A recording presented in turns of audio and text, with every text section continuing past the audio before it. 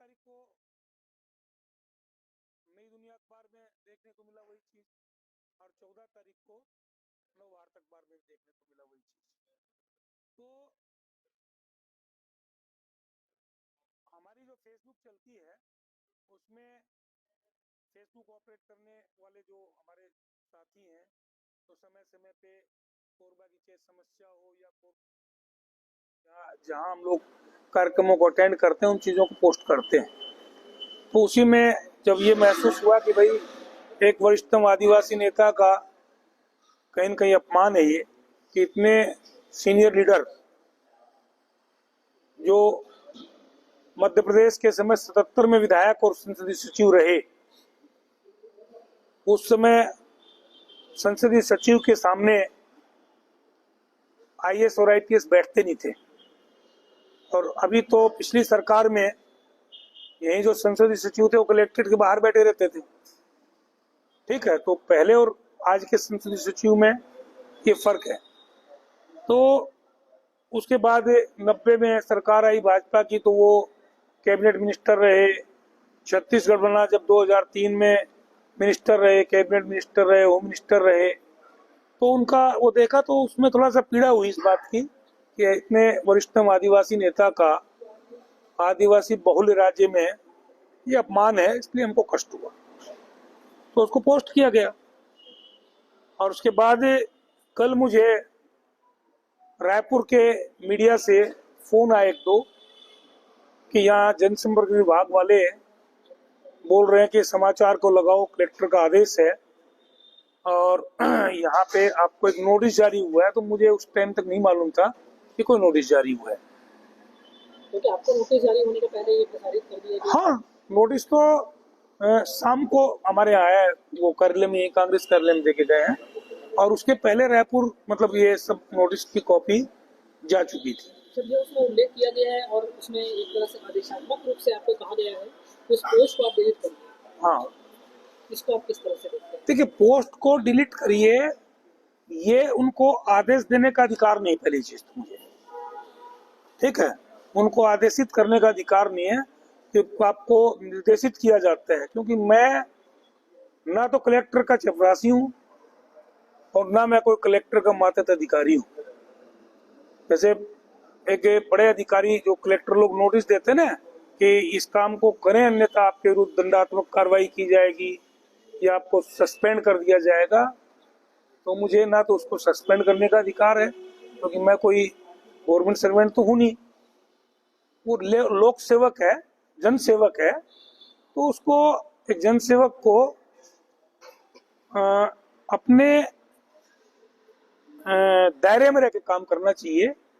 क्योंकि लगातार हमने अभी बालकों का भी दौरा किया, एसी सेल का भी दौरा किया, तो जो परिस्थितियां भी हमने कोरबा की देखी हैं, जो कोरबा की स्थिति परिस्थिति है, तो हमने ये घोषणा की थी कि आने वाले समय में कलेक्ट्रेट का घेराव किया जाएगा। तो उससे हो सकता है उसके मन में कहीं न कहीं उस बात का भी मलाल होगा कि भाई पूर्व मंत्री है, वर्तमान में मैं कलेक्टर हूं। तो मैंने पूरा जीवन कोरबा में बिताया है। कलेक्टर तो कोई भी हो, वो आएगा जाएगा, जितना दिन गवर्नमेंट रखेगी रहेगा और अपना काम करेगा और चले जाएगा। हमको तो यहीं रहना है कोरबा में। ठीक है, जिनके साथ ये घटना घटी है पूर्व गृहमंत्री नंदीलाल जी, उन्होंने आपके कमेंट को सही बताते कहीं ना कहीं ये कहा है कि जो भी कलेक्टर वहाँ पे बैठे थे राज्यपाल का अनुचित है, और उन्होंने बताया कि गलत कलेक्टर कोरबा में भेज दिया गया है। जो मेरे जैसे राजनीतिक व्यक्ति जिनका उम्र हो गया राजनीति में, उसके साथ गलत कर रहा है, ये गलत कलेक्टर आ गया। तो मैंने बताया ना कि देखिए, नोटिस का जवाब तो जब उन्होंने ये कहा है नोटिस में कि मैंने मतलब उनको कक्ष में प्रवेश करते ही उनका अभिवादन किया, जिसकी पुष्टि की जा सकती है। तो पुष्टि कौन करेगा? पुष्टि तो कलेक्टर को करना चाहिए इस बात की कि उन्होंने अभिवादन किया कि नहीं किया। और ननकी राम जी कह रहे हैं कि अपमान हुआ। भाई अपमान तो कहलाएगा जब वो बोल रहे हैं कि भाई महामहिम राज्यपाल महोदय के पास सोफा में नहीं बैठना चाहिए उनको, और बाद में राज्यपाल महोदय ने उनको कक्ष से बाहर भी किया है, निकाला है। तो ये बात तो ननकी राम जी स्वयं ही बोल रहे हैं। वो तो नोटिस का जवाब तो ननकी राम जी खुद दे रहे हैं कि उन्होंने अभिवादन किया कि अपमान किया हो, तो ननकी राम जी बता दिए ना उस बात को। और उसके बाद वो मतलब जो खड़े हुए हैं उस फोटो को उन्होंने कुछ मीडिया में अपनी फोटो को काट के उन्होंने प्रचारित भी करवाया है, कहीं ना कहीं उसमें एडिट किया उस फोटो को। तो फोटो तो एडिट उन्होंने की है, हमने थोड़ी की है भाई। अगर पूरी फोटो लगी है और उसी में कलेक्टर की फोटो को एडिट करके कुछ मीडिया में चलवाया गया है, तो ये कौन चलवाएगा? हैं? ये तो उन्होंने किया ना।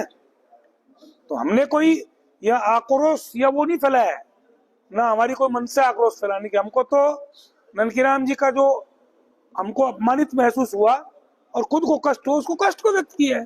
ननकीराम कौर जी ने ये भी बोला कि शासन प्रशासन की छवि धूमिल नहीं है, यहाँ प्रशासन ने खुद गलत किया है।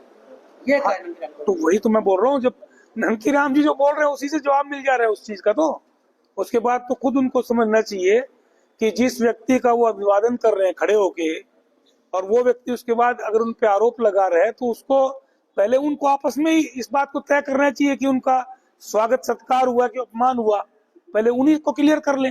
हैं?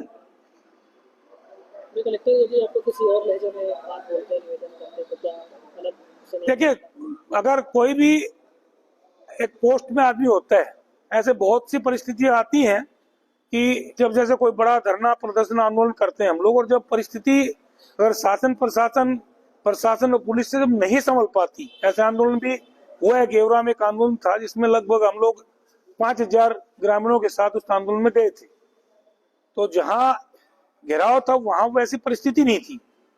तो जब उन लोगों ने निवेदन किया तत्कालिक उस एसडीओपी ने कि साहब हम लोग टोटल 200 के अंदर पुलिस वाले गार्ड वार्ड मिला के टोटल हैं और 5000 लोग कंट्रोल करना मुश्किल है, तो इसमें थोड़ा सा मदद करनी चाहिए। तो हमने जब आंदोलनकारी ग्रामीणों से बात की तो हमने कहा